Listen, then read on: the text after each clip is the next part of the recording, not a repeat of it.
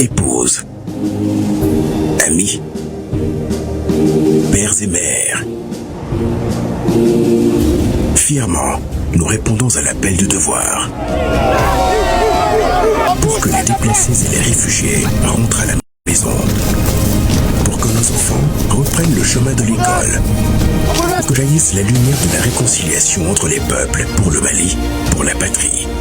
Cette voie, nous l'avons choisie, au prix de nos vies. Nous défendrons nos couleurs. Et si nous laissons derrière nous, veuves et orphelins, nous vous prions, prenez soin d'eux.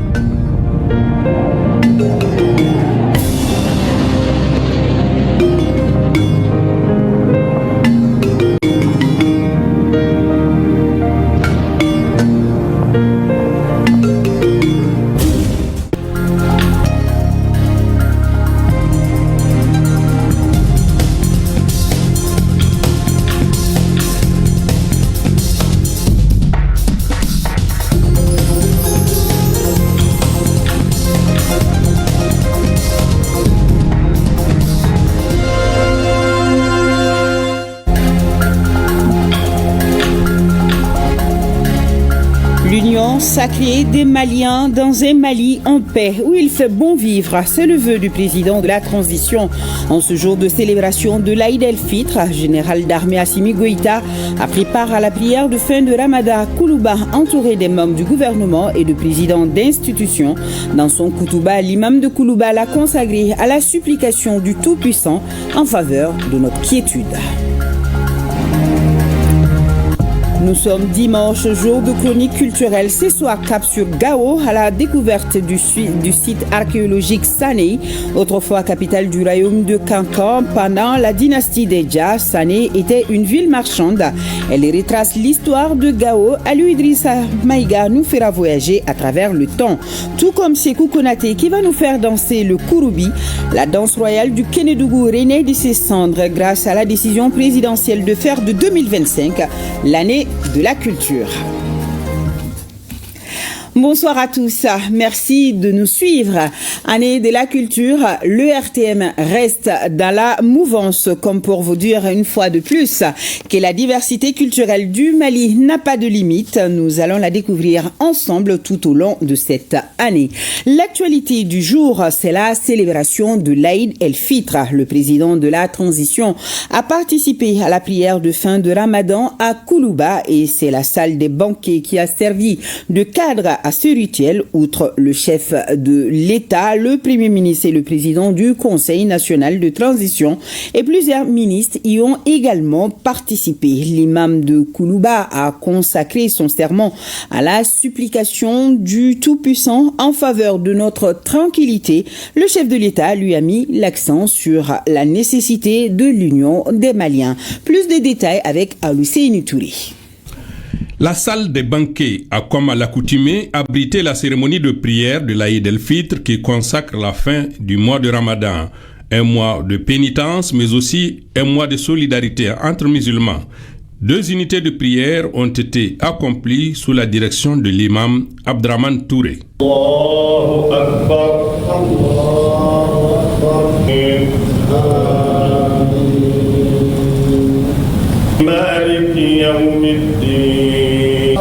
Allahu Akbar,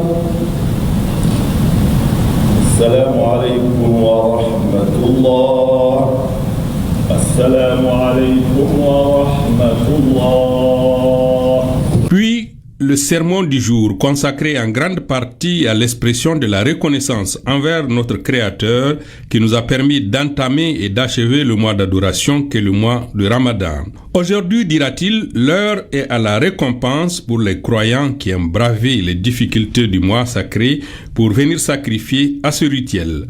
L'imam a formulé prières et supplications en faveur de notre pays et de ses dirigeants pour qu'ils puissent continuer à avoir la bonne inspiration pour le Mali.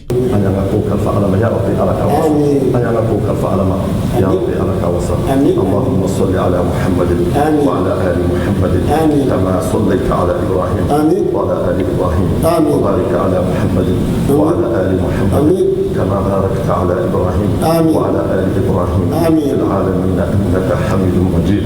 سبحان ربك رب العزة عما يصفون وسلام على المرسلين والحمد لله رب العالمين.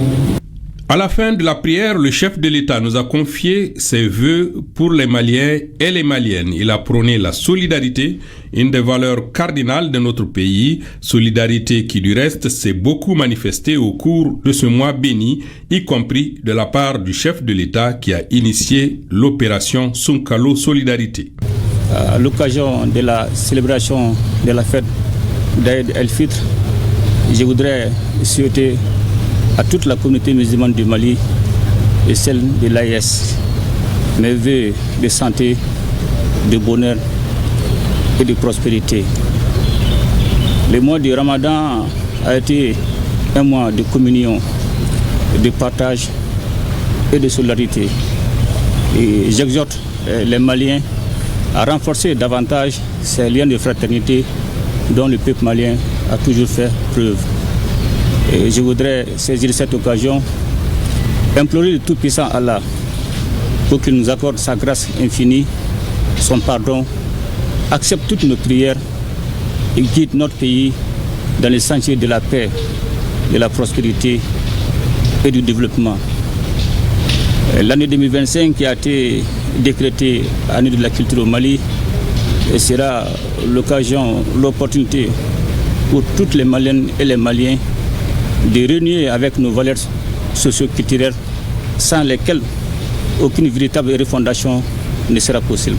Les salutations d'usage adressées au président par l'ensemble des participants à tour de rôle ont mis fin à cette cérémonie qui aura duré une trentaine de minutes. Les musulmans se sont également retrouvés à la grande mosquée de Bamako pour prier dans la ferveur avec le sentiment du devoir accompli, occasion pour eux d'avoir une pensée pieuse pour le pays. Aridjou Matina et Adama Kamara étaient sur place.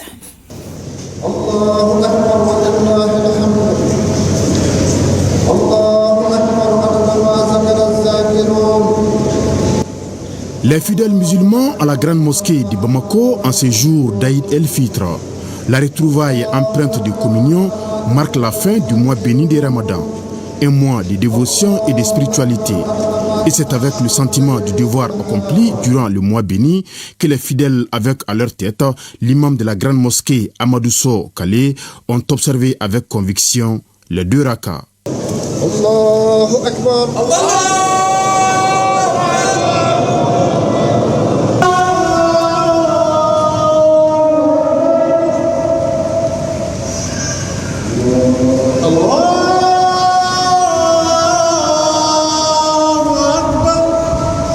L'imam, dans son sermon du jour, a remercié le miséricordieux d'avoir permis d'accomplir une fois de plus le Ramadan, un des piliers importants de la religion musulmane.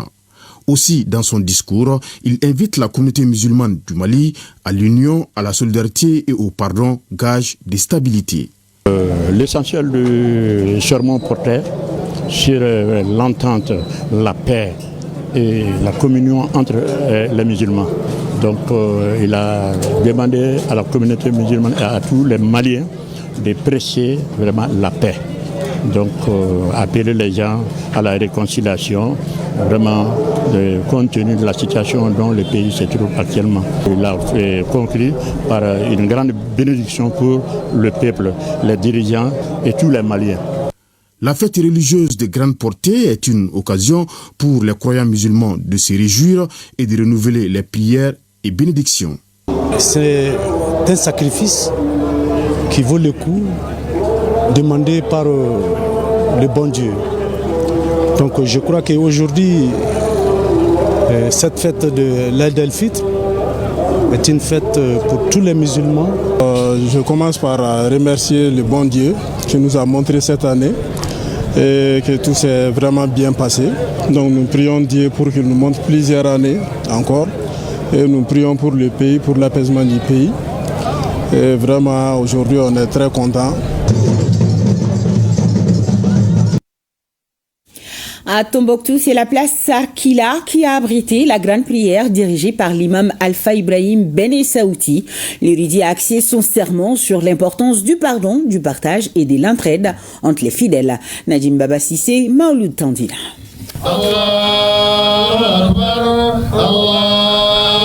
L'Eid el-Fitr intervient après un mois de dévotion et de soumission à Allah le Miséricordieux.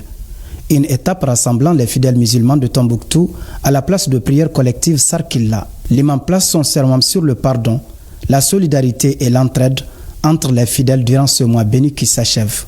Ce mois est un mois de repentir, de pardon et de partage. C'est un mois qui nous rapproche d'Allah, qui doit aussi rapprocher davantage les musulmans entre eux par le partage, le pardon et l'acceptation de l'autre.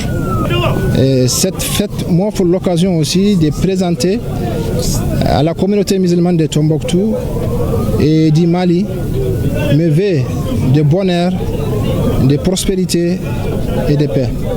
Conscient des défis auxquels le pays fait face, le gouverneur Bakoun Kanté n'a pas manqué d'inviter les citoyens à prier pour les forces armées maliennes, garantes de la paix, de la sécurité et de la stabilité. Ensuite, saluer la résilience de la communauté musulmane dans son ensemble. Puisse Dieu, Allah subhanahu wa ta'ala, nous montrer plusieurs fêtes dans la paix, dans un Mali en paix, dans une région en paix. J'ai une pensée pour nos femmes, les femmes qui sont les artisans de la paix, les artisans de la sécurité, les artisans de la tranquillité. Et leurs efforts nous permettent de fêter, leurs efforts nous permettent de travailler, leurs efforts nous permettent de vivre ensemble dans la cohésion.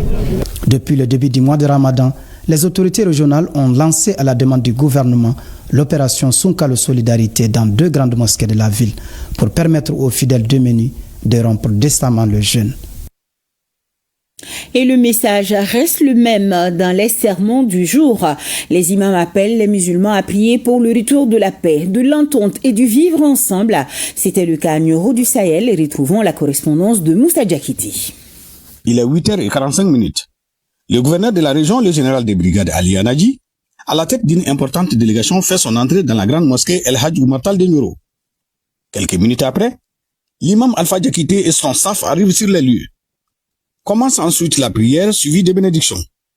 Dans son sermon, l'imam Diakité invite les fidèles musulmans à l'union, à l'entente et au vivre ensemble.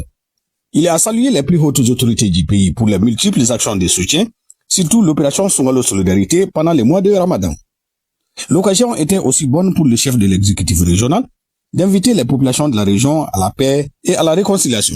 Après ce mois de Ramadan qui a coïncidé cette année avec le carême chrétien, nous avons constaté beaucoup des œuvres sociales. Le président de la transition, chef de l'État, son Excellence, le général d'armée Assimi Goïta, a aidé les musulmans à travers l'opération Sunkalo Solidarité qui a beaucoup aidé et qui a été vécu dans toutes les mosquées de Nioro.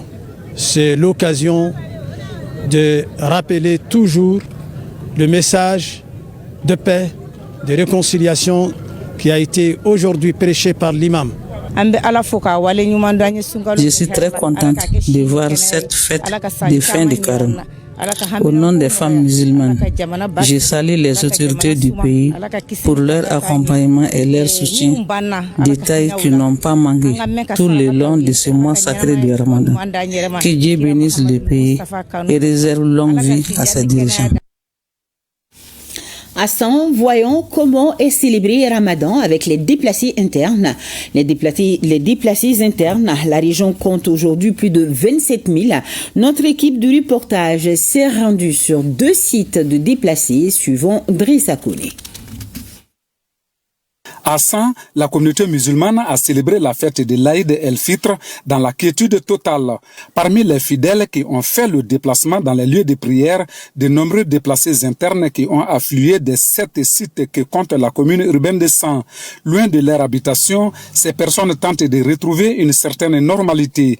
Parmi les 543 déplacés dans la commune, Achi Sangare, ressortissant de Djéné, ayant trouvé un toit sur le site de Farakolo depuis près de 7 ans.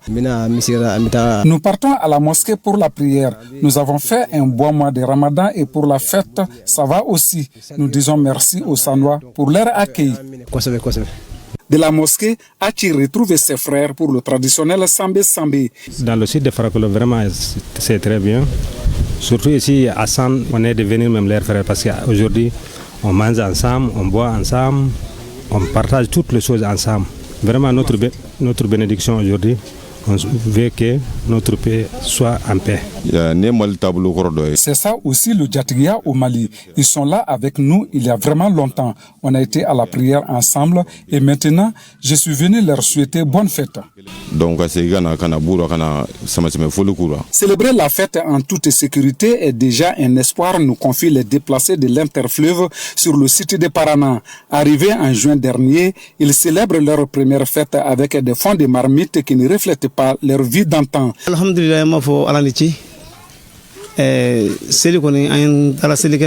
remercions le bon Dieu, nous sommes en bonne santé. Nous sommes venus leur rendre visite juste pour leur montrer notre fraternité et leur dire que nous partageons leurs souffrances. L'Aïd el-Fitr, qui marque la fin du mois sacré de Ramadan, est une période d'introspection, mais aussi un appel à la charité envers les personnes les plus nécessiteuses. La région de San compte aujourd'hui 27 134 déplacés internes. Le gouverneur à la grande mosquée ce matin, où il a accompli sa prière, n'a pas manqué de remercier les plus hautes autorités et la population pour leur appui multiforme envers ces personnes en quête d'une vie paisible. Nous félicitons et remercions les plus hautes autorités qui nous ont permis de passer ces mois dans de très bonnes conditions en organisant des ruptures collectives et en distribuant des kits alimentaires aux démunis et aux déplacés. Ça montre toute la considération du président de la transition à la population malienne. La délégation du gouverneur a ensuite rendu visite aux 4 grandes familles de San, à savoir les familles Traoré, Toumagnon, Tera et Santara.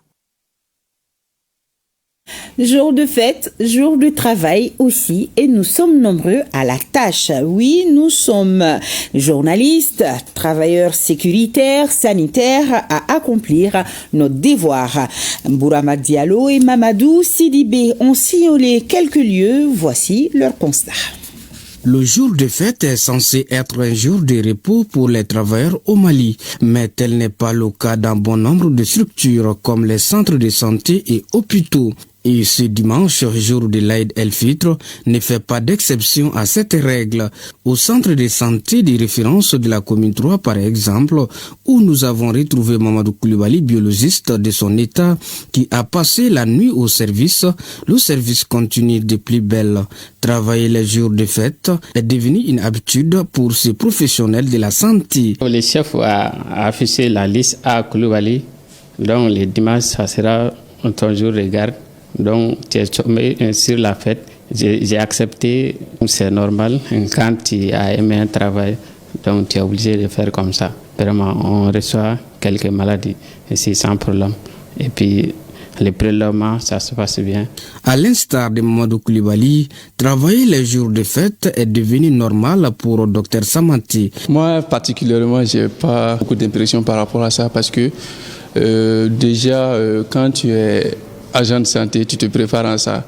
Moi, pratiquement, je suis à l'hôpital 7 jours sur 7. C'est le même constat à l'hôpital Gabriel Touré où nous avons rencontré Maudou Doumbouya Kissi et Dr Sogouba, l'un des médecins internes du jour au centre de la pédiatrie. Si le premier assure la brigade au niveau du guichet d'entrée, le second assure les soins avec une dose de solidarité religieuse.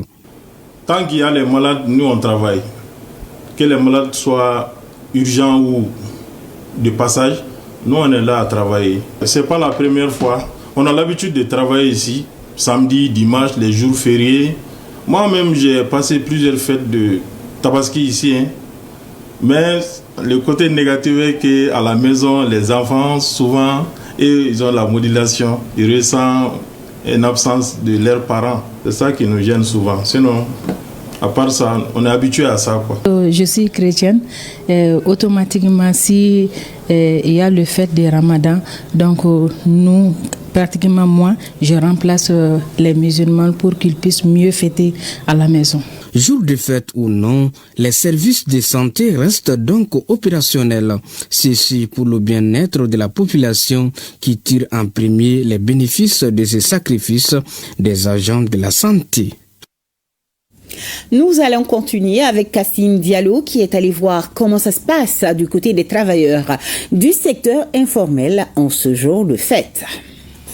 La fête des Ramadan est un jour de partage en famille et de retrouvailles entre amis. Ces moments de communion et de fraternité sont mis à profit par certaines personnes pour travailler et apporter de l'assistance à la population. Ils sont entre autres pompistes, chauffeurs de taxis, mécaniciens ou encore des vulcanisateurs. Moi, en personne, ça me fait rien.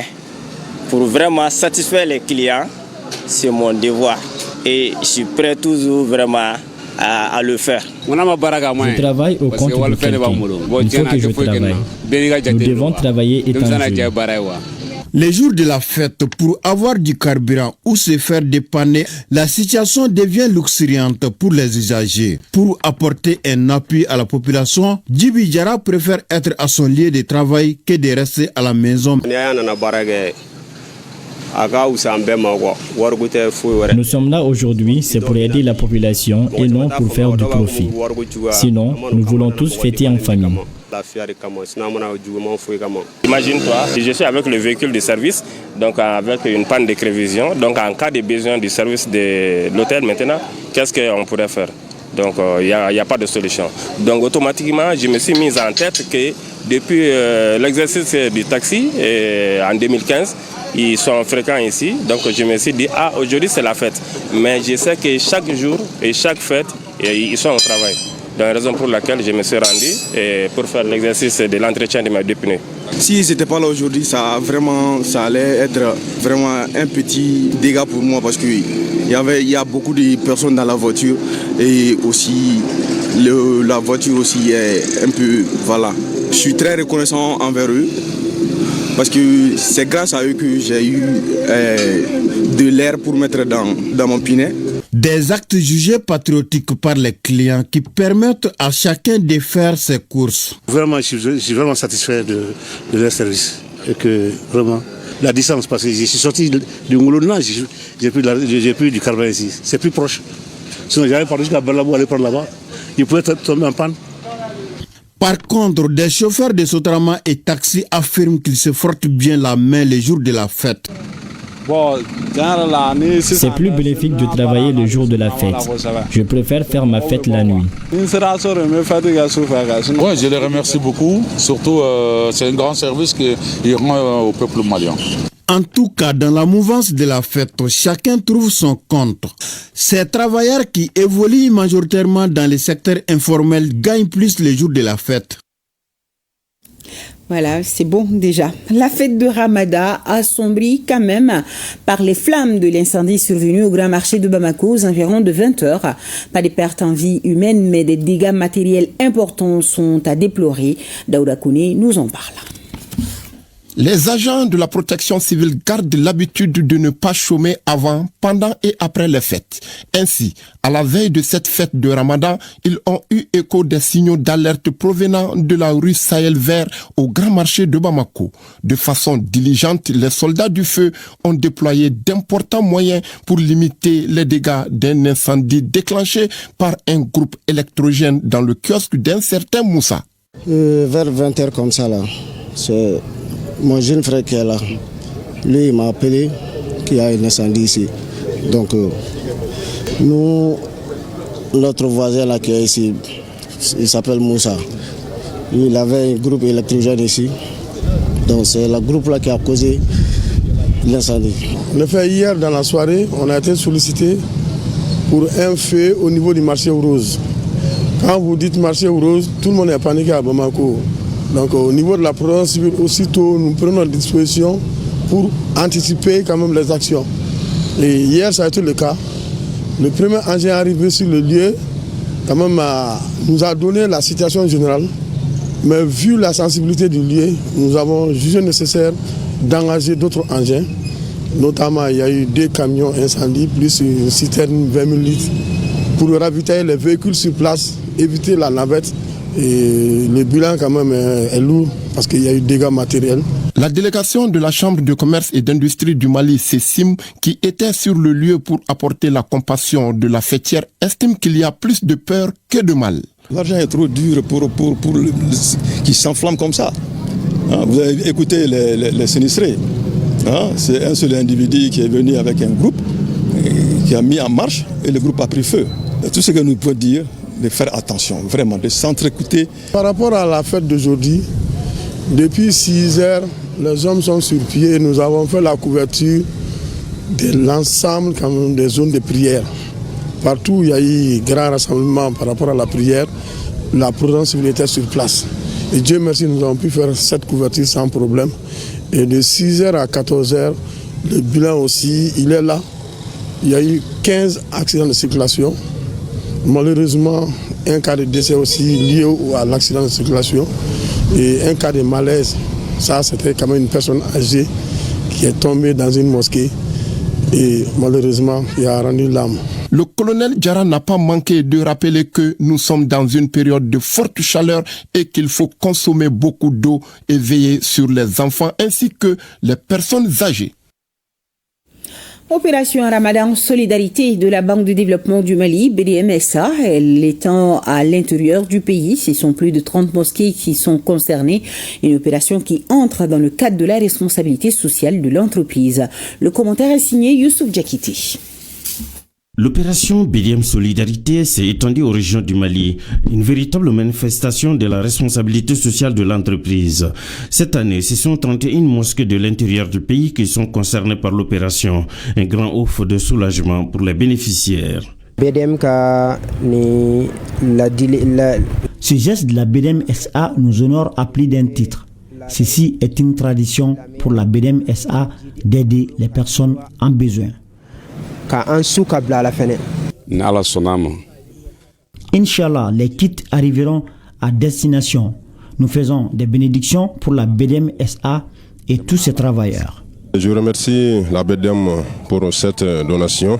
Elle vient de remettre des vivres et des non-vivres, ainsi qu'un taureau. Je profite aussi de l'occasion pour solliciter la communauté musulmane à prier pour le retour de la paix. Nous les remercions beaucoup. Que Dieu arrive à répondre à leurs vœux.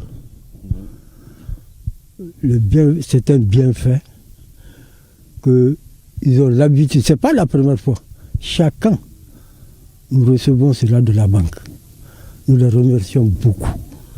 Partout où l'équipe de la banque est passée, c'est le même exercice. Des kits alimentaires remis aux différents lieux de culte. Au nom du comité de gestion de la Grande Mosquée de Caille, vraiment, c'est remercier l'agence de la BDM de Caille, vraiment à travers l'agence nationale, pour avoir respecté la tradition. Nous sommes conscients que cette banque est solidaire avec nous les musulmans en cette période pour permettre de répondre à certains besoins d'hygiène. Nous sommes très heureux. Tous les ans, ils répètent les mêmes actions. Que Dieu les récompense de la meilleure des manières.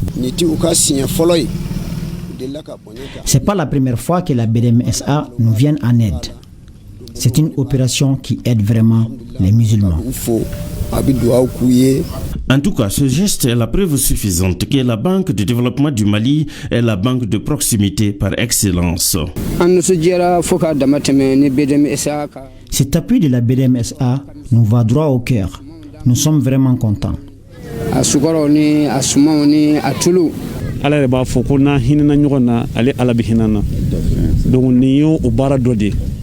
L'entraide est une valeur ancestrale au Mali. Et si la BDMSA emprunte ce chemin, ceci ne nous surprend guère.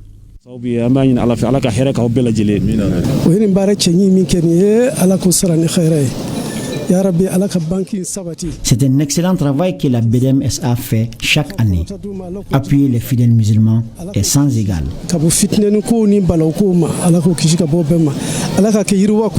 C'est la joie, la fierté. Pourquoi joie et fierté? Parce que c'est une action humaine, une action solidaire de nature à rendre ce monde-là vivable. Dans toutes les localités où se trouvent nos points de vente, la même opération se déroule. Ça concerne 31 mosquées à l'intérieur, 18 à Bamako. Et le montant total avoisine les 45 millions. Pour mémoire, l'opération BDM Solidarité est à sa 10e édition. Entraide, solidarité toujours. À Bamako, nous sommes allés à la rencontre des familles démunies accompagnées par l'État à travers le ministère du Développement social, mais aussi par des particuliers pour que l'esprit de la fête soit. Entendez par là des moments de joie et de convivialité. Durati Djakité nous en parle. Aïd el-Fitr, une fête musulmane célébrée ce dimanche au Mali.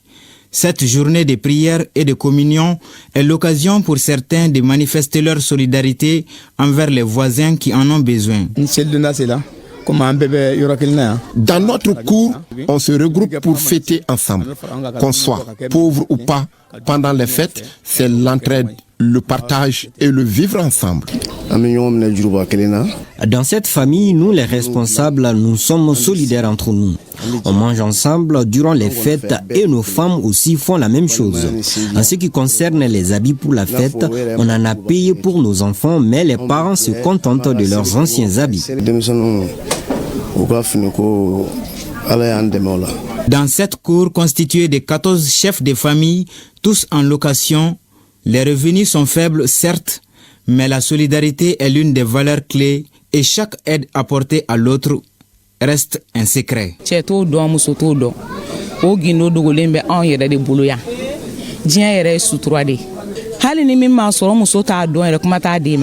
Dans d'autres familles, la fête se passe autrement. Chaque famille se débrouille avec les maigres moyens. Je me suis servi du peu d'argent que j'avais pour payer les besoins nécessaires de la famille. Dieu merci, la fête se passe bien. On n'a pas bénéficié de l'aide, mais par la grâce de Dieu, cette année, mon mari a pu faire les dépenses. Dans cette autre famille, presque vide en ces jours de fête, l'aide est observée, mais difficilement. Nous nous sommes débrouillés pour faire la fête. On n'a pas pu payer des habits pour tous nos enfants. Et malgré les promesses, on n'a pas reçu de l'aide. Dans les différentes familles visitées, la situation diffère. Et c'est pourquoi les actions de bienfaisance doivent multiplier afin de donner un contenu réel à la solidarité qui caractérise le Mali. Et je vous rappelle ce communiqué du ministre du Travail, de la Fonction publique et du Dialogue social en application des dispositions de la loi numéro 05040 du 22 juillet 2005 relative aux fêtes légales en République du Mali. La journée du lundi 31 mars 2025, lendemain de la fête de l'Aïd el-Fitr ou fête de Ramadan, est chômé et payé sur toute l'étendue du territoire national. En conséquence, le travail va reprendre le mardi 1er avril 2025 à partir de 7h30.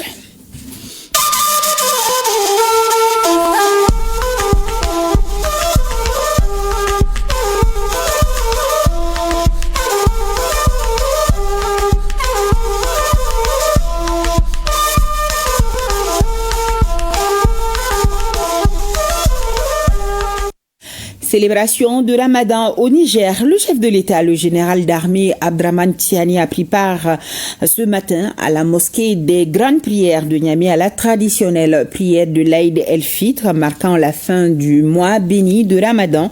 Le point avec Moussa Amani, Askou Djibrila et Mahamadou Adamou. C'est dans la communion des cœurs qui s'est déroulée ce dimanche 30 mars 2025 la prière de l'Aïd el-Fitr marquant la fin du mois béni de Ramadan à la mosquée des grandes prières de Niamey. Un événement exceptionnel marquée par la présence de plusieurs personnalités, dont notamment les anciens présidents de la République et anciens chefs d'État, le Premier ministre, ministre de l'Économie et des Finances, Ali Maman Lamezène, mais aussi les membres du Conseil national pour la sauvegarde de la patrie, les membres du gouvernement et le corps diplomatique, sans oublier cette importante mobilisation des fidèles musulmans à cette prière après un mois de dévotion et de pardon. L'un des temps forts de cette cérémonie était sans nul doute l'arrivée solennelle du président de la République, chef de l'État, le général d'armée Abdraman Tchani. Et ceci pour partager ces moments de joie et de prière avec le peuple nigérien.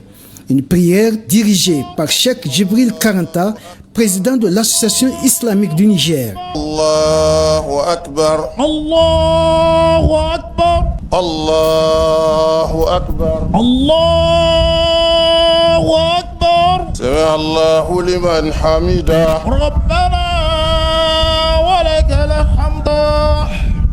Allahu Akbar. Allahu Akbar. Assalamu alaykum wa rahmatullah. Après les traditionnels rakats au nombre de 2, le président de l'Association islamique du Niger a prononcé son sermon. Un message relatif à la paix et à la cohésion sociale, mais surtout au pardon après un mois de jeûne pour la prospérité et l'unité du Niger. Après ce sermon du président de l'Association islamique du Niger, chargé de signification, le général d'armée Abdraman Tchani, président de la République, chef de l'État, a présenté ses meilleurs vœux aux nombreuses personnalités présentes à la cérémonie de prière de l'Aïd El-Fitr.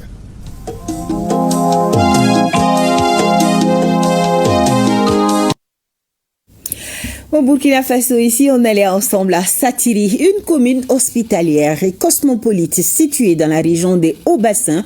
Malgré la crise sécuritaire, elle a su travailler à maintenir le bon vivre ensemble entre les populations, des communautés qui cohabitent et qui œuvrent inlassablement à préserver un climat de paix et de bien-être. Plus de détails dans ce reportage signé Bourey Makane et Salam Dabala. Satiri, commune rurale à forte potentialité agricole située à 45 km de la capitale économique, ici. Mahmoud Ouedraogo est un modèle d'intégration réussi au sein de la communauté autochtone. Une intégration qui lui permet depuis plusieurs années de participer activement aux actions de développement de la commune. Pour lui, le bon vivre ensemble et la cohabitation pacifique sont une réalité à Satiri. Je suis grandi ici et il y a la cohésion sociale. Nous menons toutes les activités ensemble. Et il me donne même beaucoup de responsabilités, et je ne dirais même pas dans les villages de Satiri, mais dans la commune de Satiri. En tout cas, il n'y a pas de souci à notre niveau par rapport au côté ethnique. À l'instar de plusieurs communes du Burkina Faso, la commune de Satiri a été éprouvée par la crise sécuritaire. Mais cette situation difficile n'a visiblement pas eu d'impact sur la cohabitation entre les communautés. Celles-ci vivent en parfaite harmonie, en témoigne Saïbou Diallo, imam représentant de la communauté peuple de Satiri. Mais à Satiri, ici, en tout cas, la cohésion sociale est totale entre les communautés, sans distinction. Mossi, Peul, Bogo, tout est correct. Nous sommes ensemble avec les musulmans, les protestants. Il n'y a même pas de problème. Tout dans la commune de Satiri, il y avait des villages qui sont déplacés, mais actuellement, nous sommes dans la paix. Dans notre commune, ça va beaucoup. Il n'y a pas de problème. C'était difficile avant, mais maintenant, on vit sans problème. Il y a la paix, l'entente entre les communautés ici à Satiri. On remercie Dieu et nous demandons à Dieu la paix, rien que la paix au Burkina Faso. Pour maintenir ce climat social apaisé, la première autorité en charge de la commune de Satiri appelle les communautés à multiplier les actions de sensibilisation, d'entraide et de solidarité. La beauté de Satiri vient de sa diversité. Diversité culturelle, diversité au niveau des communautés, diversité au niveau des religions. Et il faut aussi dire que Satiri n'a pas de problème de cohésion sociale. À Satiri, nous, on a compris ça vite. Nous n'avons pas fait d'amalgame dans cette lutte. Nous n'avons pas fait d'amalgame en ciblant une communauté. Donc le message que j'ai donner au peuple burkinabé, c'est de les expliquer que ceux qui nous attaquent n'ont pas d'ethnie. Nous, on a des ethnies, mais nous ne devons pas appartenir à une ethnie, nous devons appartenir au Burkina Faso.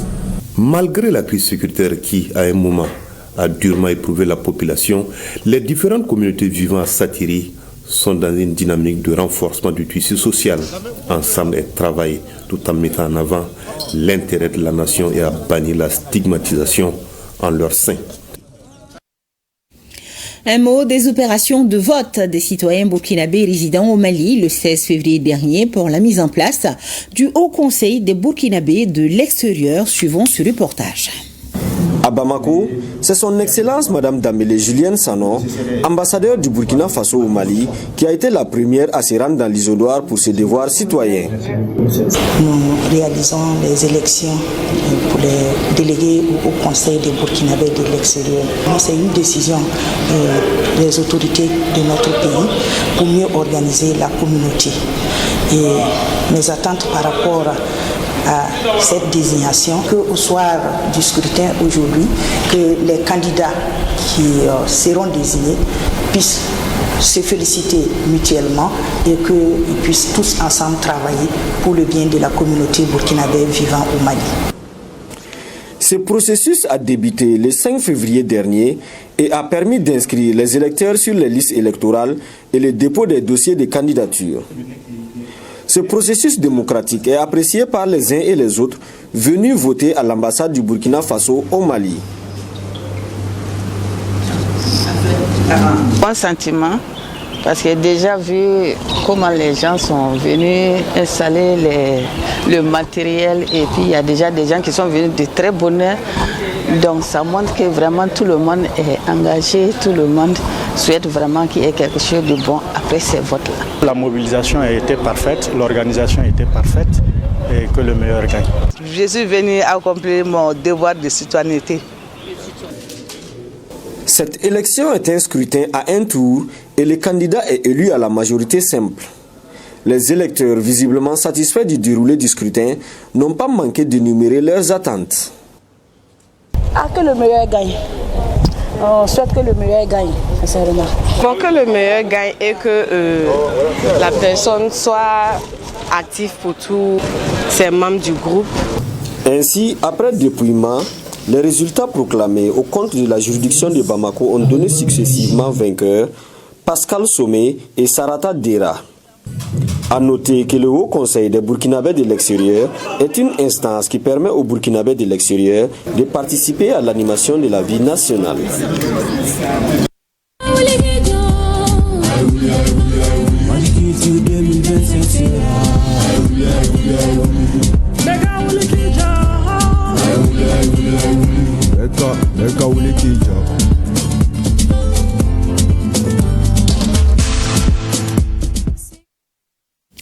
Cap sur Gao, à la découverte du site archéologique Sané, autrefois capitale du royaume de Kaukau pendant la dynastie des Dja, selon le Tariq el-Soudan et le Tariq el-Feta. Sané, repérée dans la périphérie de Gao, était une ville marchande. Elle retrace l'histoire de Gao et c'est Aliou Idrissa Maïga qui nous fait voyager à travers le temps. Situé à 6 km à l'est de la ville de Gao, le site de Gao Sanei est composé d'une butte anthropique d'une superficie de 38 hectares et de 6 à 7 mètres de hauteur et une nécropole située à 500 mètres au nord de la butte appelée cimetière royal. La butte comprend un monticule principal couvrant 35 hectares relié du côté ouest à un autre plus petit d'environ 3 hectares. Le site de Sanei est fondé entre 670 et 690. Sanei, c'était la première ville de Gao. Ce site a connu plusieurs rois Songui. Certains ont régné ici à Sanei, certains à Koukia. Avant aussi qu'ils ne prennent le titre Songui, c'était les pharaons.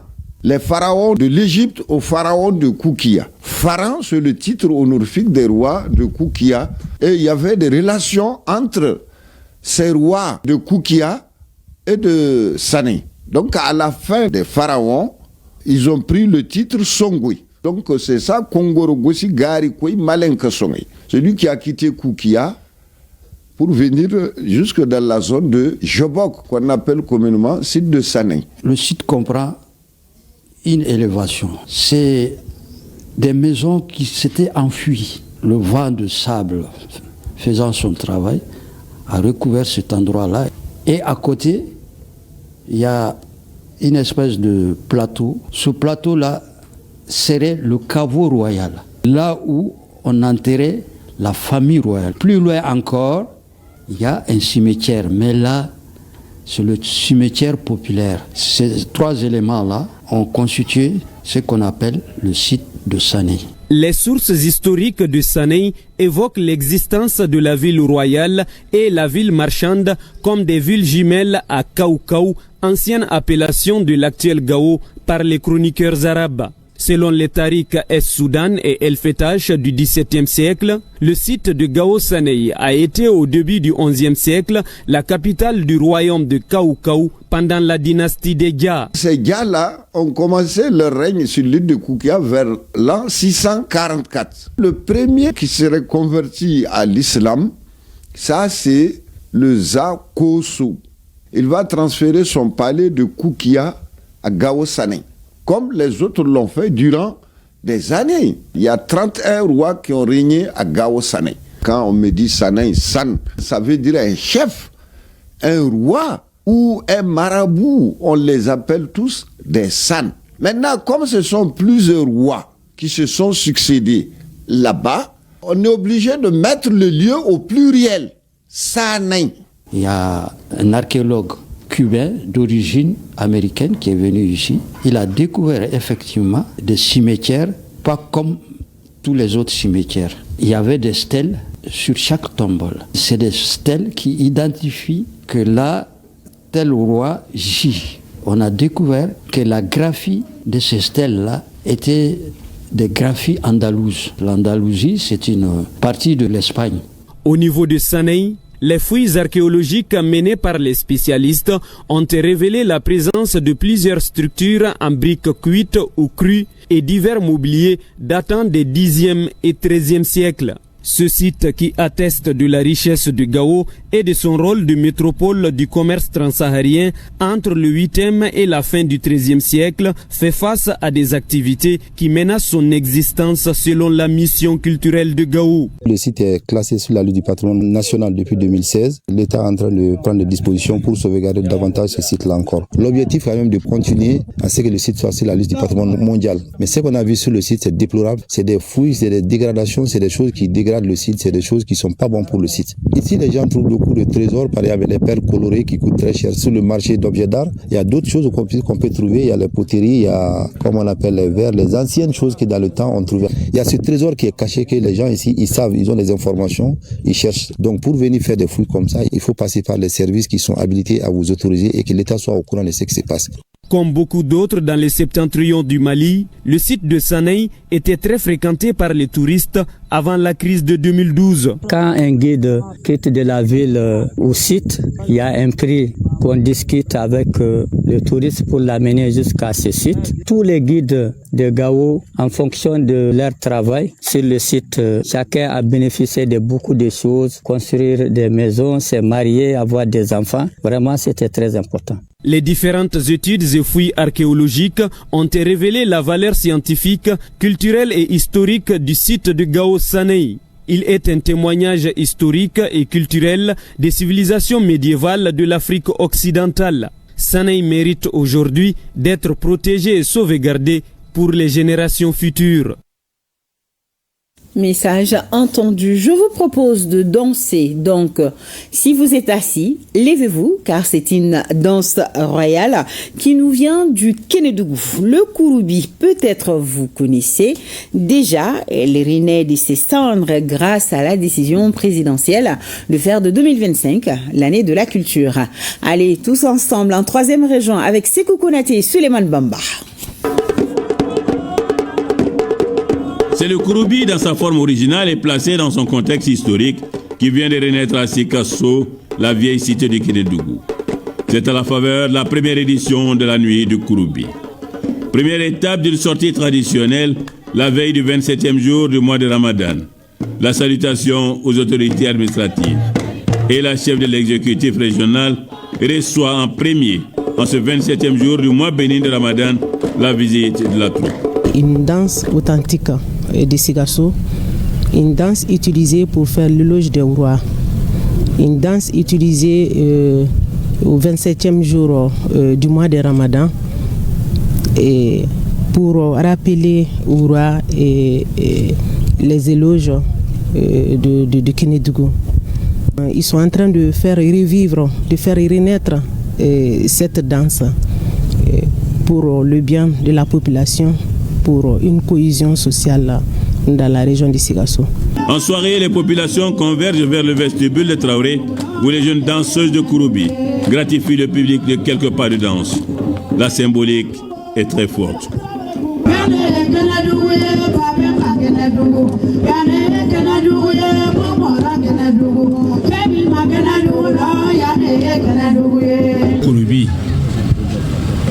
Kouroubi ko ka kunkolo kɔrɔta sabu a kunkolo surura nka kunkolo ma laduguma dɛ ko k'a kɔrɔta ala sɔnna jamana ɲɛmɔgɔ ka laɲini. Il s'agit de faire renaître le Kouroubi de ses cendres, une volonté manifeste d'affirmation de soi et de souveraineté. Le retour aux sources nous impose de faire revivre nos valeurs culturelles ancestrales.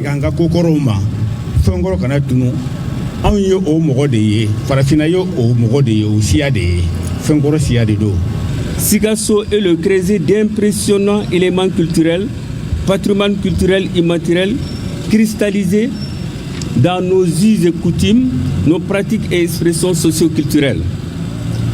Parmi ces éléments, nous pouvons citer le balafon, le Kouroubi, la société secrète de Kouroudoua, les trembleurs ou samoro, le solo de canton, le gomba et d'autres plusieurs danses patrimoniales dans les confins de nos territoires.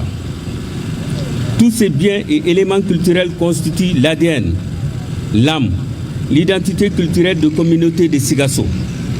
Ces identités culturelles constituent des jugements artistiques qu'il convient d'exploiter dans l'optique de la mise en œuvre de l'initiative locale pour la promotion du patrimoine. Place donc à la parade à travers la ville pour la traditionnelle salutation dans les familles guerrières. Là, les descendants des rois et des chefs de guerre accueillent les jeunes danseuses de Kouroubi, font des bénédictions et remettent souvent des présents. Pendant ce temps, Souleymane Traoré, Neba Solo et Kadiolo Nabi entretiennent ceux restés sur place. L'ambiance est au rendez-vous. Le retour de la troupe devant le vestibule met fin à la fête du Kouroubi qui renaît désormais dans la capitale du Kénédougou.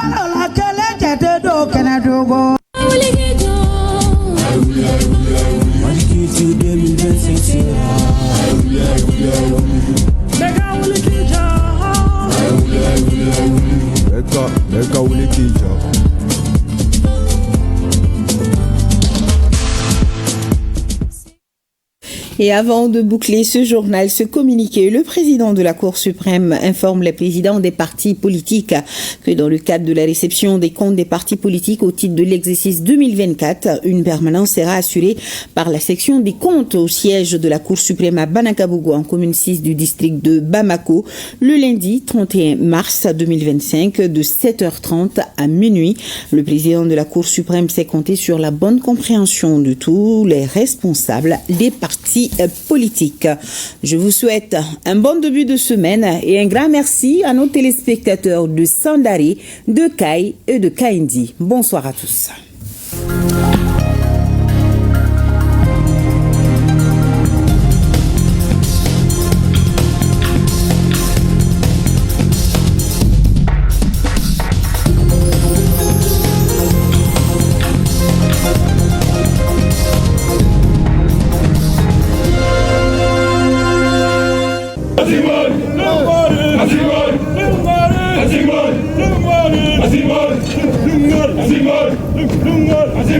Nous laissons derrière nous tout ce que nous avons de plus cher. Enfants, épouses, amis, pères et mères,